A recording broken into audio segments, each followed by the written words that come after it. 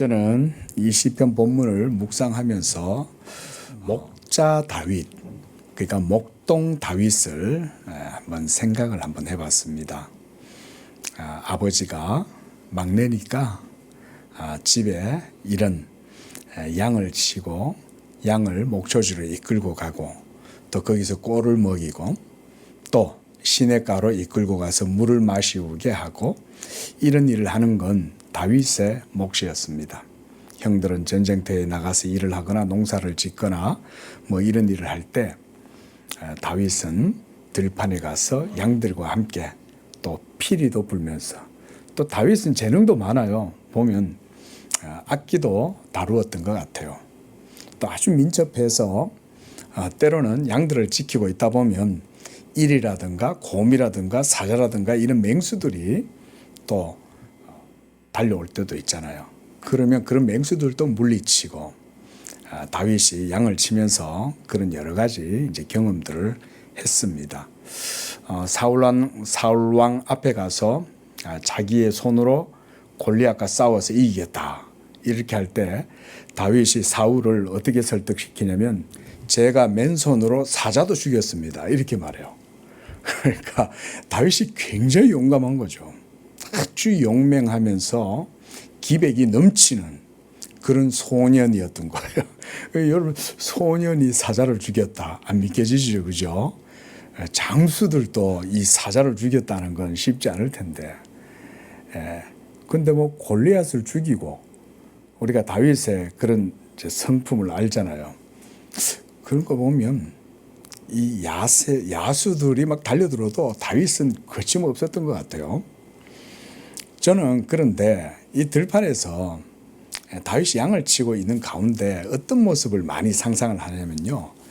그가 하나님의 사랑을 노래했다는 거예요. 들판에 앉으면 외로울 거 아닙니까? 저는 뭐 목동은 안 해봤지만 그 들판에 양떼들을 풀어놓고는 계속 거기서 감시를 하고 지키고 앉아 있으면 어떻게 보면 무료할 수 있잖아요. 따분할 수도 있고. 그런데 그때마다 다윗은 그 마음이 하나님으로 말미암아 늘 마음은 평안하고 또 깊은 담대함과 확신 가운데 있었다. 저는 이렇게 분명히 그렇게 믿어요. 그러지 않고서는 달려드는 맹수를 물리칠 수 없을 겁니다. 그렇죠? 여러분 우리가 영화 같은 데도 보면 큰 성인들조차도 호랑이나 사자 같은 게 달려든다 그러면 뭐 그냥 주랭랑을 치겠죠. 근데 다윗은 그렇게 하지 않은 거죠. 어떻게 해서 그랬을까? 한번 생각해 보는 거죠. 다윗은 하나님께 대한 굳건한 믿음을 가지고 있었구나.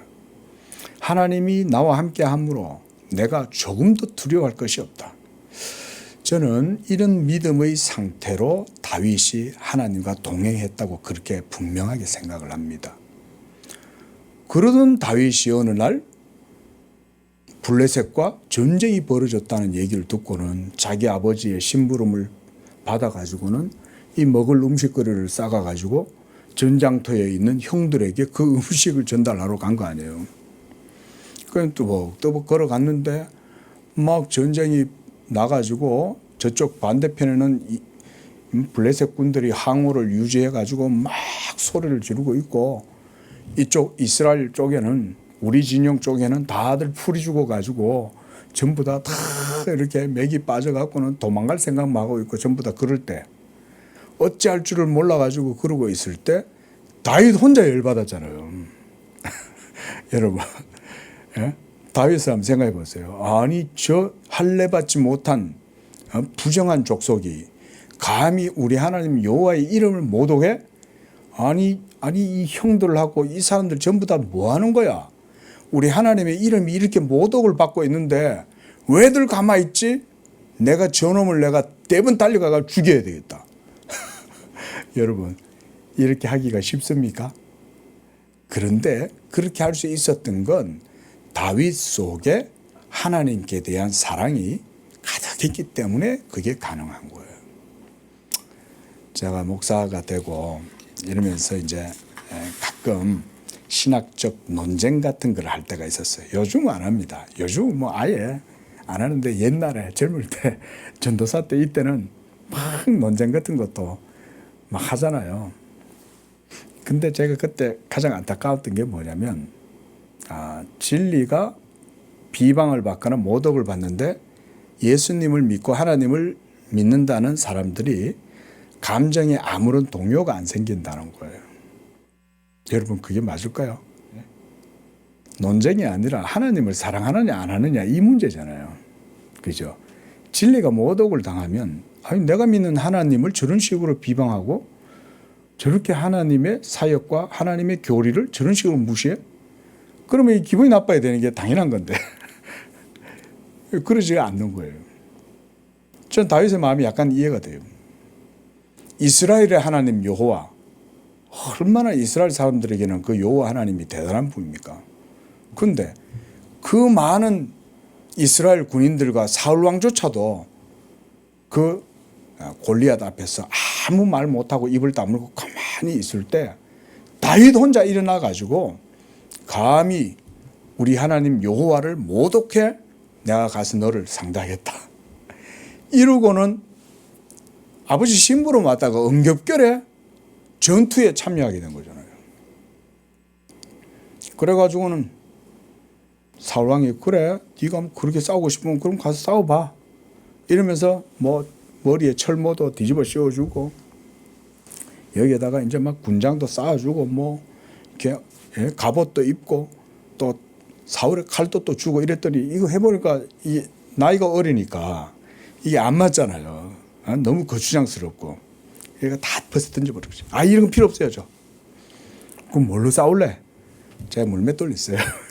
이러고는 그냥 물맷돌 주섬주섬 돌 몇 개 바닥에 있는 거 몇 개 이렇게 적당한 거 이제 딱 주워가지고 물맷 주머니에 딱 씹어넣고는 그냥 이렇게 흐름한 이런 이제 옷만 입고 이제 간 거죠. 예? 그러니까 웬 쬐끄만한 애가 싸우러 나오니까 이 골리앗이 기가 막힐 거 아니에요. 야, 너 뭐냐? 야, 지금 너 나하고 싸우러 온 거야? 너 동네 개 잡으러 온 거야? 나 잡으러 온 거야? 그랬더니 다윗이 뭐라 그래요? 야, 너는 창과 칼과 방패로 나오지만 나는 만군의 주 여호와의 이름으로 내가 너와 싸운다. 이러면서 단 한 방의 물맷돌로 완전히 골리앗을 그 자리에서 꺾어버리죠. 그리고는 골리앗의 칼을 빼가지고 골리앗의 목을 딱 쳐서 그 칼 끝에다가 골리앗의 목을 딱 끼워가지고 쫙 드니까 이스라엘 백성들이 사기가 푹 껴 있다가 갑자기 막 사기가 충천해가지고 야단이 난 거죠. 와! 그러고 전쟁에 나가지고는 어떻게 됐어요? 한순간에 그냥 블레셋을 완전히 찌멸해버린 거 아니에요. 그게 다윗입니다, 여러분. 지금 이 다윗이 이 시를 기록하게 된 것도 젊을 때가 아니에요. 다윗이 왕이 되어가지고 그 모든 정적들이 다 제거되고 그리고 다윗 왕국이 세워지고 남북 왕국이 통일되고 그래서 이제 최전성기에 이르렀을 때 다윗은 바로 이 시를 쓰는 거예요. 다윗이 그 하나님을 지금 어떻게 이해하고 있고 그 하나님을 뭐라고 부르고 있습니까? 하나님은 나의 목자다. 그러면 당연히 나는 그의 어린 양이 되겠죠. 그리고 하나님께서는 그의 모든 필요한 것들을 채워주시는 분으로 이렇게 다윗은 고백을 하고 있습니다. 내게 부족함이 없으리로다. 우리가 매일매일의 삶을 살아가다 보면 그때그때 참 여러 가지 아쉬운 것들, 필요한 것들이 있을 때가 있잖아요. 근데 먹는 것, 일용할 어떤 생필품들이라든가 양식이라든가 사실 이런 것들은 큰 문제가 안 돼요. 좀 없으면 좀 굶을 수도 있고 이렇게 한데 진짜 필요는 뭡니까? 사실은 영혼의 것들이 사실은 진짜 필요죠. 내가 두려울 때, 내가 외로울 때, 내가 고독할 때, 때로 내가 어떻게 해야 될지 몰라가지고 마음이 답답하고 누구도 내 마음을 이해해 주지 못할 때 사실 이럴 때가 진짜 사람이 부족할 때죠. 그리고 우리가 알다시피 다윗은 그런 생애를 살았잖아요. 늘 사울한테 쫓김을 당하고, 때때로 블레셋으로 도망을 치고, 때때로 아람 나라로 도망을 치고, 때때로는 아둘람 굴에서 숨어가지고 거기서 생계를 유지하고 있고, 어떨 때는 미친 척을 하기도 하고, 다윗도 그렇게 살았어요. 그런데 돌아놓고 보니까 하나님이 자기의 목자가 되어서 자기가 들판에 앉아서 목동으로 양들을 치고 때때로 맹수들을 물리치고, 그래서 그 양들을 돌보고 인도했던 것처럼 하나님이 자기를 그렇게 인도했더라는 거예요. 그래서 내게 부족함이 없었다. 이때의 부족함이란 바로 그런 영혼의, 마음의 그런 필요들을 하나님이 채워주셨다, 이런 것을 의미하는 것입니다. 또한 2절에서 그는 하나님의 인도하심을 이렇게 표현합니다. 하나님께서 목자가 되셔서 양떼들을 푸른 풀밭과 쉴만한 물가로 인도하셨다. 이것 또한 하나님의 백성들을 참된 안식과 평안의 그런 길로 인도하셨다는 것을 의미합니다. 양들은 푸른 풀밭에 있으면 얼마나 좋겠어요. 그 푸른 참 이렇게 맛있는 풀들을 뜯어 먹으면서 있을 때 사실상 거기에 목초지에 먹을 것들이 꼴이 많이 있어가지고 저는 양들이 평안하다고 생각하진 않아요. 누가 있기 때문에 양들이 평안할까요? 목자가 지팡이를 쥐고 저 옆에 앉아가지고 딱 지켜보고 있거든요. 이 매의 눈으로 딱 지켜보고 있고, 여러분 양들도 그걸 압니다. 양들은 꼴을 먹어도 주인이 어디 있는지 계속 신경 써요. 왠지 아세요? 저쪽 건너편에서 무슨 바스락 소리가 나면 양들은 깜짝 놀랍니다. 한 마리가 갑자기 놀라가지고 꽁충 뛰면 다른 전체 양들이 동시에 순식간에 놀라가지고 와르르 그리고 막 도망을 갑니다. 그러니까 양들이 평안하게 꼴을 뜯어먹고 쉴 수 있는 것은 목자가 옆에 있어주기 때문에 그런 거예요. 그리고 또한 3절에 보면 내 영혼을 소생시키시고 또한 의의 길로 인도하신다, 이렇게 말씀합니다. 바로 이 영혼을 소생시키는 건 하나님만이 하실 수 있는 거죠. 그렇죠? 영혼을 소생시키는 거, 이거 얼마나 중요한지 모릅니다. 여러분들도 그러시겠지만 목사인 저라고 안 그러겠습니까? 마음이 지치고 상할 때도 있고 의기소침해지고 침체될 때도 있습니다. 저뿐 아니라 많은 목사님들이 번아웃 될 때도 많이 있고요. 또 그 영혼의 채움이 되지 않아가지고 다시 회복이 되지 않아가지고 참 고민하는 그런 목사님들도 제가 적지 않게 봤습니다. 근데 그때마다 하나님께서는 자기 성도들의 영혼을 터치하셔요. 그리고 정말 희한한 방법으로 도대체 어떻게 이렇게 하시지? 어떨 때는 신기한데 우리가 이해할 수 없는 방식으로 하나님이 자기 성도들의 마음 속에 새로운 회복의 힘을 불어넣어 주십니다.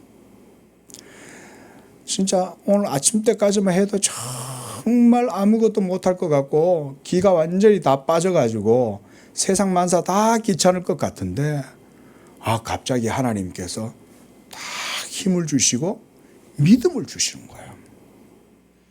당신이 지쳐서 기도할 수 없고, 딱 그럴 때 어디서 그런 힘이 생기는지 여러분 그런 경험 한 번씩 해보셨죠?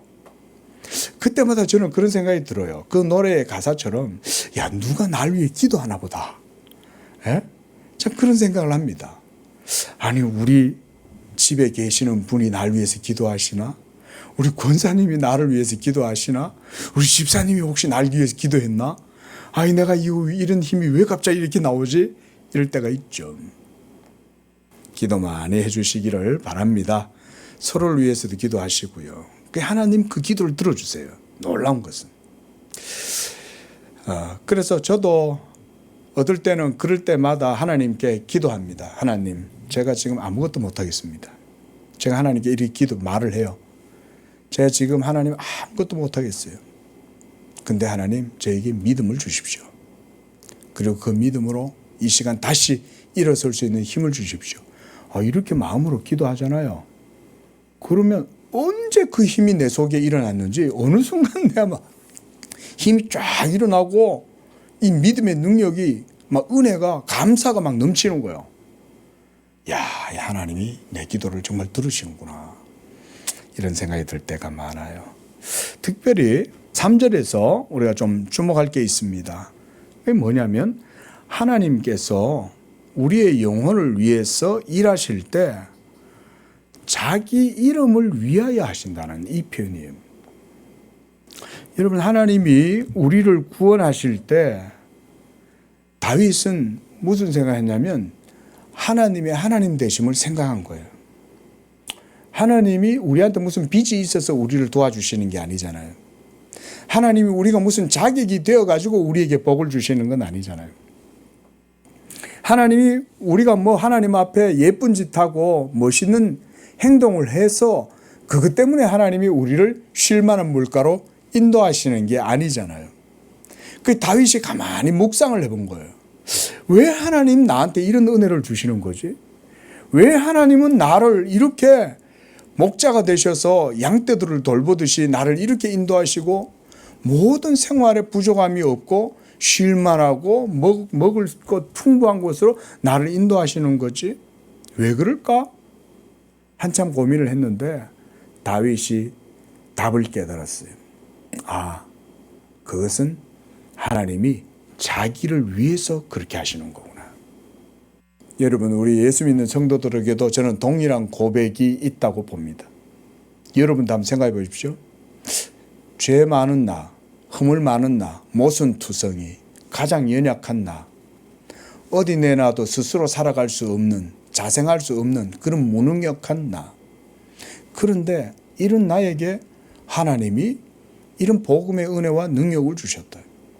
예수 믿음으로 죄사함의 은혜를 주시고 예수 믿음으로 하나님의 자리를 삼아 주셨을 뿐만 아니라 내 모든 생활, 내 모든 삶의 영역 가운데에서 이 언약의 복이 예수로 말미암아 있게 하고 복음의 권세를 누리게 하시고 내가 늘 진리의 빛 가운데 거하게 하시고 어두운 길로 걸어가지 않도록 해주시고 때때로 보이지 아니하는 사탄이 나를 호시탐탐 노리고 있다가 공격할 수 있는 기회들이 많은데 그때마다 하나님이 목자가 되셔서 나타나서 지팡이와 막대기로 다 쫓아내고 나를 막아주시고 왜 그렇게 하시지? 여러분 한번 생각 안 해보셨어요? 하나님의 은혜로 있을 데 없는 자 왜 구속하여 주는지 난 알아요, 몰라요? 난 알 수 없도다. 알 수 없죠. 왜냐하면 자격도 안 되고 공로도 없고 의지도 없고 하나님께 대한 적극적 사랑도 없고 그저 하나님이 베풀어 주면 내가 잘나서 받는 것이냐 착각이나 하고 이러고 살아가는 난데 왜 하나님 그렇게 하십니까? 우리도 동일하게 한번 질문해 봐야죠.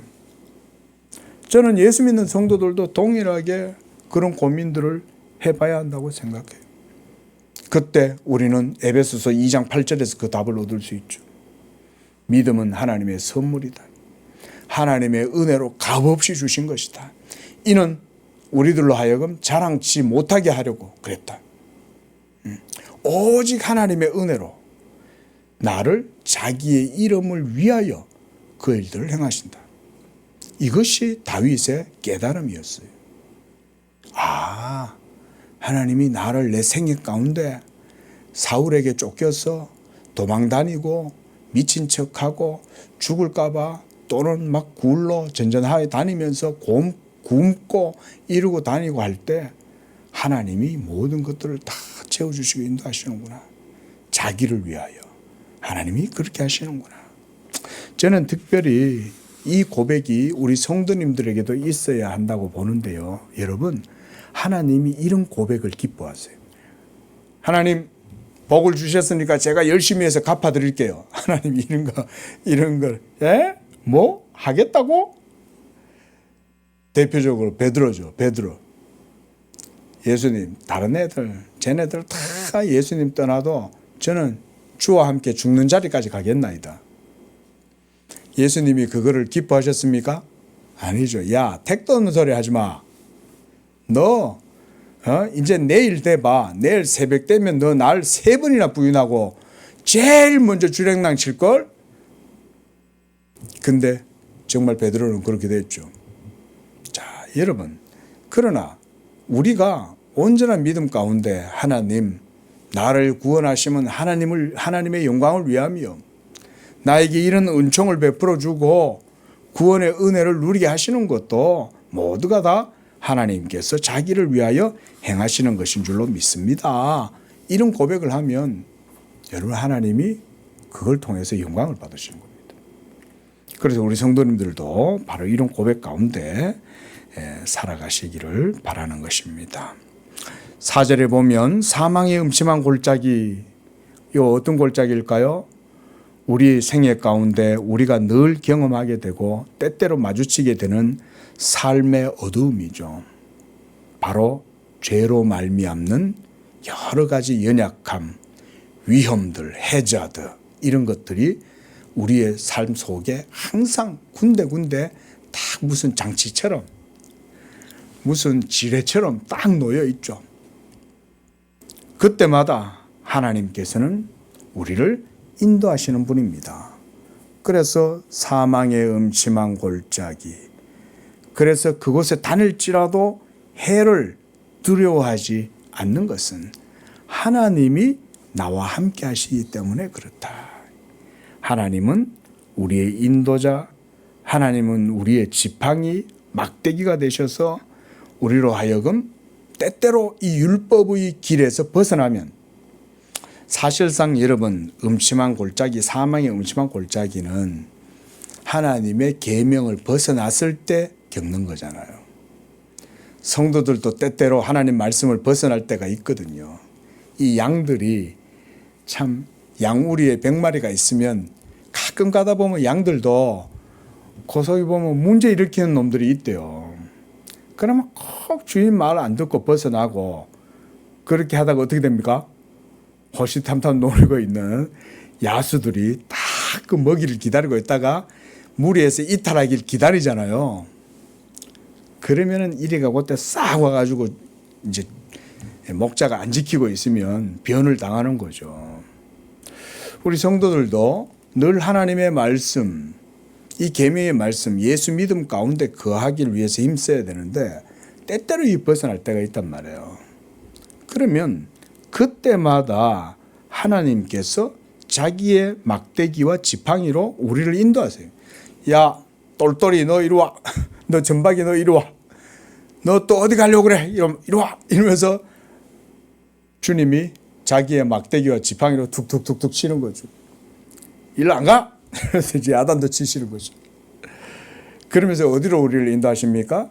주의 계명의 길로, 예수 믿음의 길로 인도하신다. 그래서 저는 이 지팡이와 막대기, 이것은 우리를 인도하시고 보호하시는 그런 상징물이라고 생각을 해요. 그래서 늘 하나님의 말씀과 징계 가운데 때때로 이 지팡이와 막대기는 우리를 안위하고 우리를 지켜주는 그런 하나님의 도구이기도 하죠. 자, 그런데 막대기와 지팡이가 있다는 건 하나님이 우리를 지켜주신다는 거잖아요. 그러니까 그때마다 성도는 하나님이 함께 하심으로 두려워하지 않는 거죠. 더 나아가서 다윗은 하나님을 이렇게 고백합니다. 5절에 보십시오. 주께서 내 원수의 목전에서, 그러니까 눈앞에서 내게 풍성한 상을 차려주신다는 거예요. 이게 하나님이세요. 여러분, 하나님은 때때로 자기의 영광과 의를 드러내 보여주시기를 좋아하시는데, 어떻게 하냐면 성도가 여러 가지 어려움 속에서 자기 힘으로 할 수 없는 그런 상황 속에서 때때로 그들의 원수 앞에서 당당하게 하나님이 때로는 이런 은혜도 베풀어 주십니다. 그래서 하나님의 영광이 드러나게 하시는 거예요. 그러면 이 상을 딱 차려주시면 여러분 이 정말 부유한 상을 받으면 하나님의 성도도 감사할 뿐만 아니라 그 성도를 비난하고 조롱하고 멸시했던 그 원수들은 또 어떨까요? 깜짝 놀라겠죠. 야, 너 뭐야? 너 누군데 전능하신 하나님이 너한테 이런 상을 베풀어 주는 거야? 너 도대체 어떤 자야? 이럴 거 아니에요. 그때 하나님이 영광을 받으시는 거예요. 그래서 때때로 하나님께서는 우리 성도들의 인생 또 여러 원수들, 이 원수는 딱히 어떤 하나의 대상이라기보다 여러 요소들이라고 볼 수 있어요. 거기에는 때로는 고난이 될 수도 있고요. 때때로는 우리 성도들을 질시하거나 멸시하는 그런 불신앙의 세력들일 수도 있고요. 그런데 하나님께는 풍성한 은혜가 예비되어져 있다. 그래서 내 잔이 넘친다. 이렇게 말씀하죠. 잔이 넘친다는 말은 모자라지 않는다는 정도가 아니라 흘러 넘쳐서 차고 넘친다. 이런 의미잖아요. 그래서 하나님은 자기의 백성은 그 고난과 여러 역경 중에서도 결국 은혜로운 풍성한 식탁, 풍성한 상, 만찬을 그들에게 베풀어 주신다. 이렇게 말씀을 하는 것입니다. 하나님과 동행하면서 살아가다 보면 하나님께서는 자기 성도들을 이렇게 인도하신다는 것을 우리는 경험하게 됩니다. 그 다음 6절에서 보면 다윗은 내 평생의 선하심과 인자하심이 반드시 나를 따르리니 이렇게 고백하고 있어요.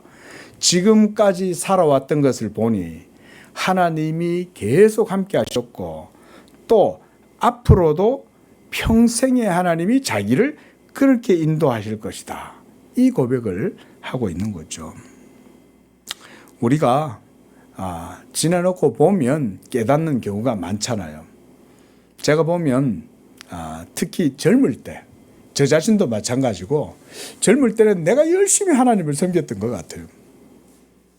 그래서 젊을 때는 정말 하나님 섬기다가 쓰러지기도 해보고 그래서 그때 막 그런 게 자랑이었어요. 네?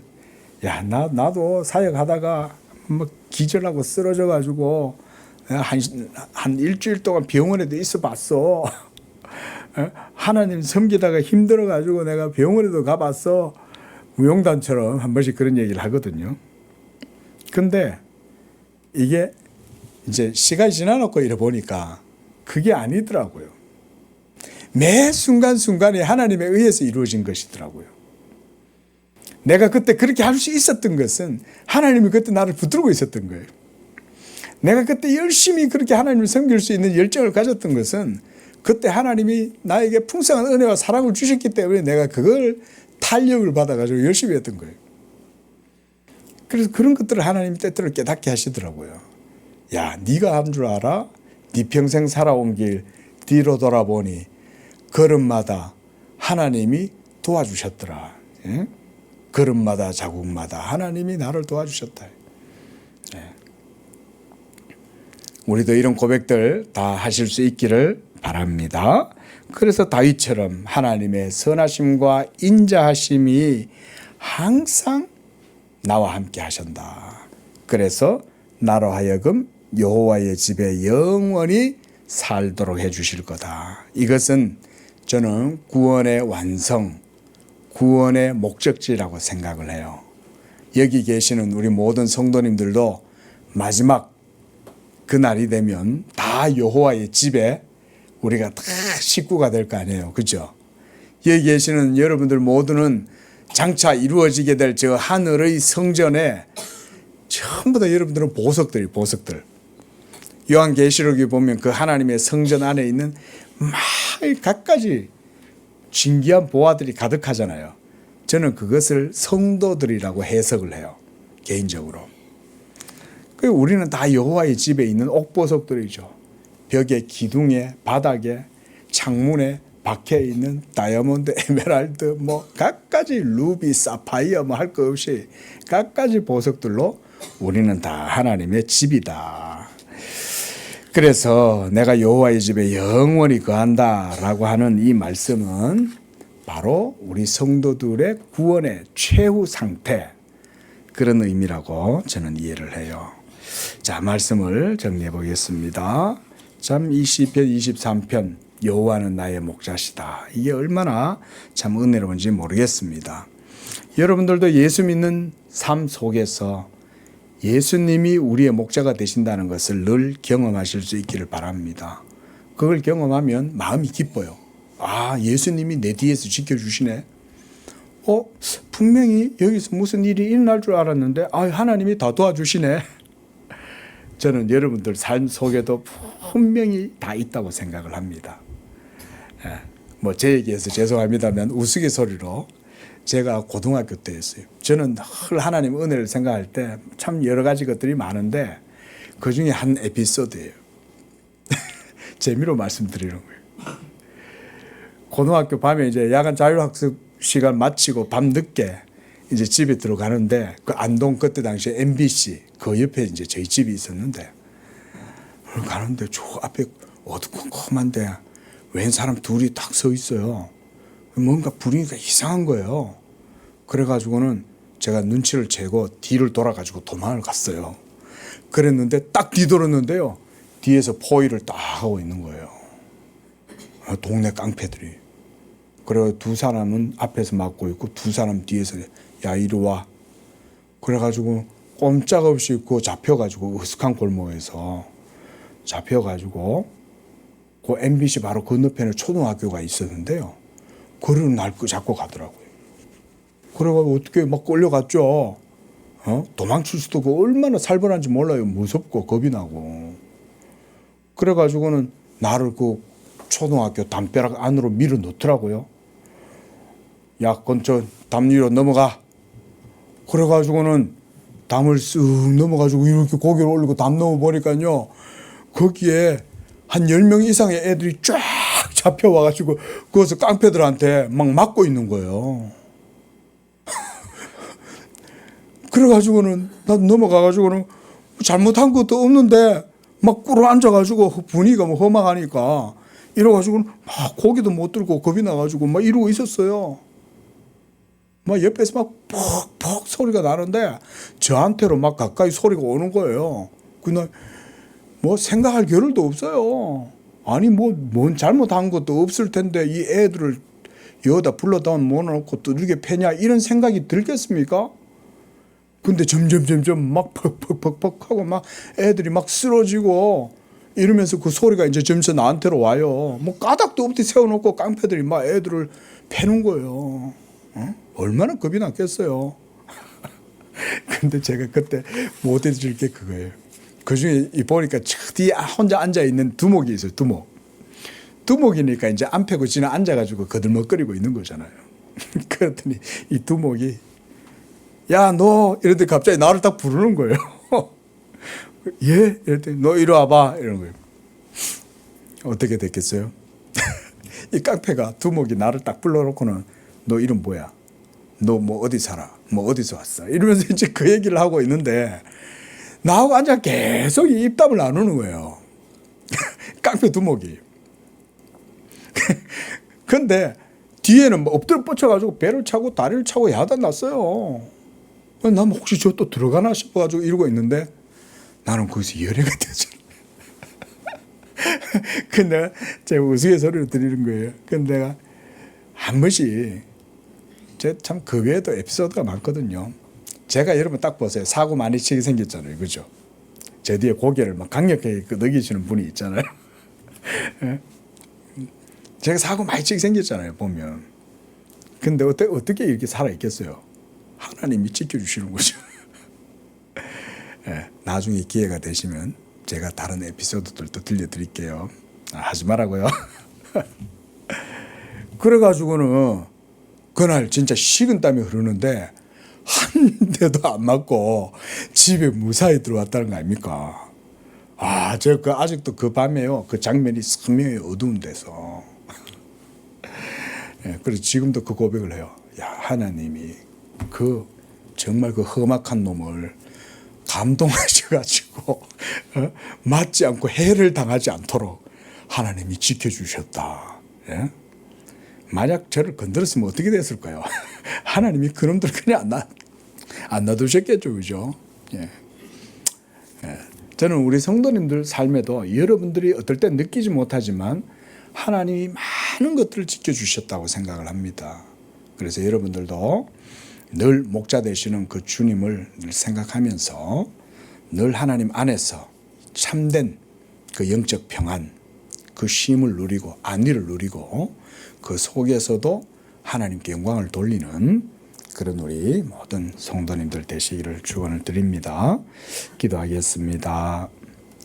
자비로우신 아버지 하나님, 이와 같이 주님께서 그리스도 예수 안에서 택하신 백성들, 자기의 양떼들을 언제나 쉴만한 물가로 인도하시고 푸른 초장과 넓은 들로 인도하셔서 또한 사나운 맹수들에게서 지키시고 보호하시고 지팡이와 막대기로 우리를 안위하시며 지켜주시는 줄로 믿습니다.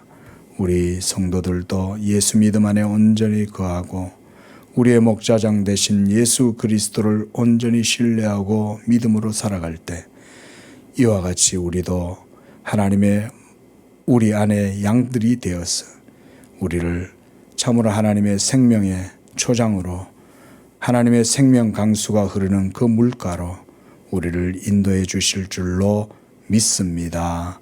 늘 하나님께 영광 돌리는 우리 성도들 되게 하옵소서. 예수님의 이름으로 기도합니다. 아멘.